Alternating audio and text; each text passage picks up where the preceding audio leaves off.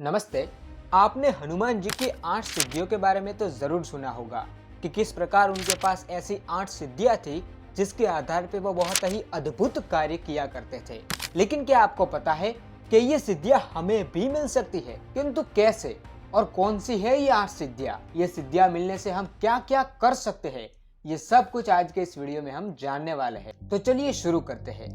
देखिए, हनुमान जी जो है ना, वो एक योगी थे। भगवान तो थे ही, लेकिन एक योगी भी थे और उस योग के आधार पे ही उन्होंने ये 8 सिद्धियां प्राप्त की थी। अब इस सिद्धियों के बारे में जो है वो पतंजलि योग सूत्र के अंदर, जो हाल में उपलब्ध ग्रंथ है, उसके अंदर वर्णन मिलता है। पतंजलि योग सूत्र कहता है कि हमें सिद्धियां 5 प्रकार से मिलती है। 5 तरीकों से हम सिद्धियों को प्राप्त कर सकते हैं। कौन कौन से? जन्म, औषधि, मंत्र, तप और समाधि। कई लोगों का पूर्व जन्म में अभ्यास होने के कारण उन्हें जन्म से ही सिद्धि मिल जाती है। उसके सिवा हम चमत्कारी औषधियों से, मंत्र का अनुष्ठान करने से, तप करने से भी प्राप्त कर सकते हैं। और मुख्य है समाधि। इस समाधि से ही हनुमान जी ने भी सिद्धियां प्राप्त की थी और बहुत सारे योगी समाधि के द्वारा ही सिद्धियों को प्राप्त करते हैं। अब इन 5 तरीकों का कैवल्य पाद के अंदर पतंजलि योग सूत्र में वर्णन मिलता है। इसके सिवा विभूति पाद के अंदर संयम के द्वारा अनेक प्रकार की सिद्धियां बताई गई है। सिद्धियां केवल 8 ही नहीं है, बहुत प्रकार की शक्तियों को ही सिद्धि कहा जाता है, जिनका वर्णन हमें विभूति पाद के अंदर मिलता है। किंतु किस प्रकार? एक ही तरीके से, संयम के द्वारा। अब ये संयम क्या है? तो संयम को समझने के लिए हमें धारणा, ध्यान और समाधि, इन 3 वस्तुओं को समझना होगा।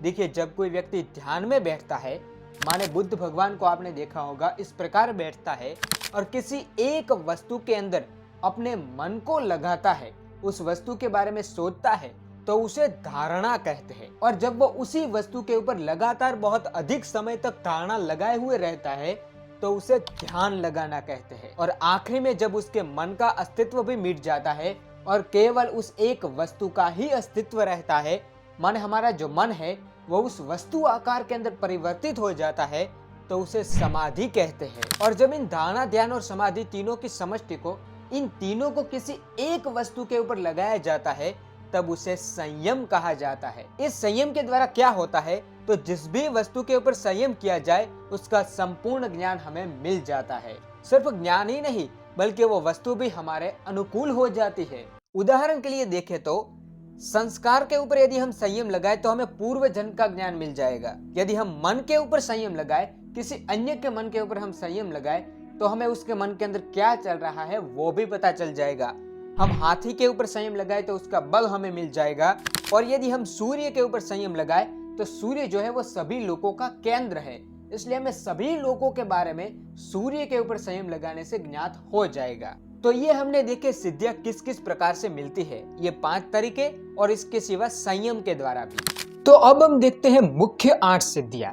अब जो ये 8 सिद्धियां है वो किससे संबंध रखती है? शरीर से।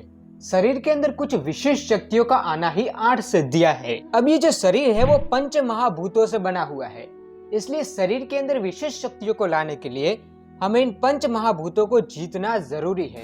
उन पंचभूतों को हमारे अनुकूल बनाना जरूरी है। किस प्रकार बनाएंगे? संयम के द्वारा। हम संयम से उसे अपने अनुकूल बना सकते हैं। संयम क्या है, ये अभी अभी हमने देखा।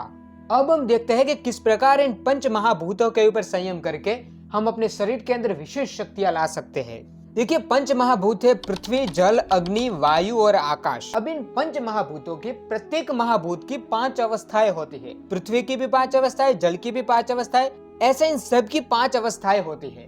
उन 5 में प्रथम है स्थूल अवस्था। स्थूल अवस्था माने जिसे हम इंद्रियों से अनुभव कर सके, हम उसे देख सके, हम उसे छू सके, हम उसे सुन सके। इन भूतों की उस अवस्था को स्थूल अवस्था कहते हैं। उसके बाद है स्वरूप अवस्था। स्वरूप अवस्था माने लक्षण, जैसे कि अग्नि का लक्षण गर्म है, जल का लक्षण रस है, पृथ्वी का जो लक्षण है वो स्थूल कठिनपना है। पंच महाभूतों के इन लक्षणों को स्वरूप अवस्था कहते हैं। उसके बाद तीसरी है सूक्ष्म अवस्था। सूक्ष्म अवस्था माने तन्मात्राएं। प्रत्येक भूत की एक एक तन्मात्रा होती है, जैसे कि पृथ्वी की गंध, जल की रस।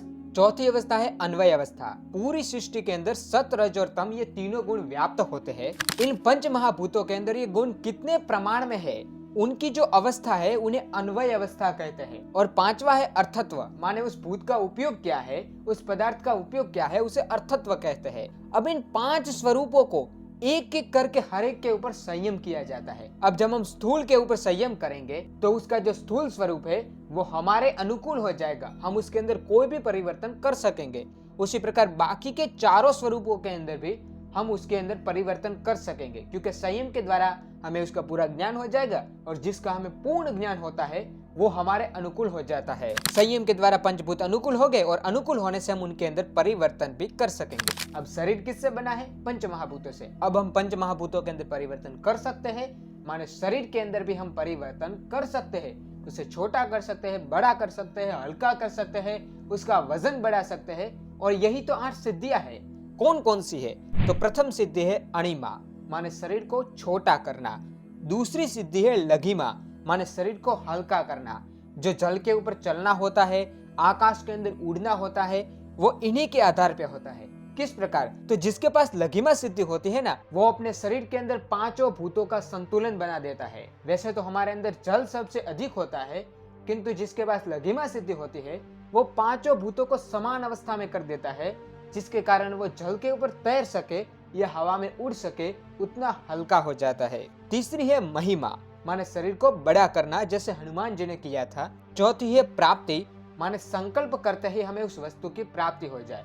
प्रकट नहीं होगी किंतु प्रकृति उसे हमारे सामने प्रस्तुत कर देगी। पांचवी है प्राकाम्य, माने हम जो भी इच्छा करेंगे वो पूरी हो जाएगी। छठी है वसित्व, माने जो पंच महाभूत है, हमने पहले ही देखा था, वो पंच महाभूत जो है वो हमारे कंट्रोल में आ जाएंगे, क्योंकि उनकी जो सूक्ष्म अवस्था है तन्मात्रा, वो भी हमारे कंट्रोल में ही होगी। सातवीं है ईशित्व, माने हम पंच महाभूतों से कोई भी वस्तु को उत्पन्न कर सकेंगे और पंच महाभूतों से बने हुए किसी भी वस्तु का विनाश भी कर सकेंगे। आठवीं है गरिमा, माने हम अपने शरीर का वजन जो है वो कितना भी बढ़ा सकते हैं। तो ये हमने देखी हनुमान जी की 8 सिद्धियों का पूरा रहस्य। अब एक प्रश्न होगा कि क्या कोई ऐसा व्यक्ति हनुमान जी के सिवा है भी जिसके पास ये सिद्धियां हो? देखिए, हमारे इतिहास के अंदर ऐसे कई उदाहरण है, लेकिन अभी अभी जो हमें रिसेंटली मुझे पता है वो है देवराहा बाबा। आप YouTube के ऊपर देवराहा बाबा को सर्च करके देख सकते हैं। उनके शिष्यों ने उन्हें पानी के ऊपर चलते हुए भी देखा है। उनकी उम्र कितनी थी ये भी नहीं पता, माने वो अपने शरीर को पूर्ण नष्ट करे बिना ही उसे फिर से रिपेयर कर सकते थे। ये रिसेंट एग्जाम्पल है। इसके सिवा यदि आपको विश्वास नहीं हो रहा तो आप संयम करना सीख लीजिए। धारणा, ध्यान और समाधि का काफी लंबे समय तक अभ्यास करने के बाद आप स्वयं ही पहले कुछ अनुभव प्राप्त कर लेंगे, फिर आपको भी विश्वास हो जाएगा। आशा करता हूँ आपको सब कुछ समझ में आ चुका होगा। मिलते हैं हम अगले वीडियो में, तब तक जय श्री राम।